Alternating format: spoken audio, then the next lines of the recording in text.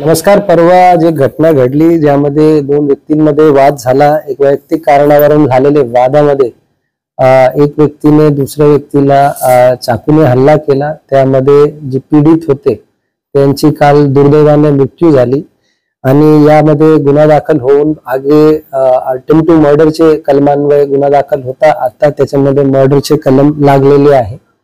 या फिर्यादमध्ये नमूद असलेले दोन्ही आरोपी पोलिसांनी अटक केलेले आहे.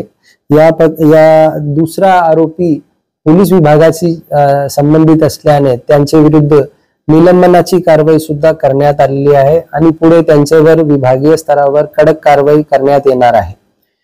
या गुन्ह्याचे नंतर जे गुन्हे घडले त्यामध्ये सुद्धा जे आरोपी होते त्यांना अटक करण्यात आलेली आहे आणि माननीय न्यायालयासमोर त्यांना हजर करण्यात आलेला आहे. सर्व नागरिकांना माझी विनंती आहे, सोशल मीडियावर कुठल्याही प्रकारची अफवा किंवा गैरसमज पसरवणारी अशी संदेश कोणीही पाठवू नये आणि तपासाला हानी पोहोचेल किंवा तपासाला त्याचा विपरीत परिणाम होईल अशा प्रकारची जे व्हिडिओज आहे ते कोणी सोशल मीडियावर व्हायरल करू नये.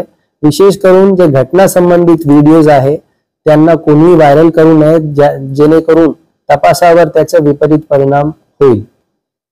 या व्यतिरिक्त शहरामध्ये शांतता ठेवण्यासाठी मोठ्या प्रमाणात बंदोबस्त ठिकठिकाणी लावण्यात आलेला आहे आणि सर्वांना माझा आग्रह आहे, शांततेने पोलीस प्रशासनाचा सहकार्य करा आणि जे घडलेली घटना आहे ती दुर्दैवी आहे आणि त्यामध्ये पोलिसांनी तातडीने कारवाई केलेली आहे आणि पुढे सुद्धा त्यामध्ये जेवढा लवकर होईल तेवढा लवकर दोषारोपपत्र सादर करण्यात येईल.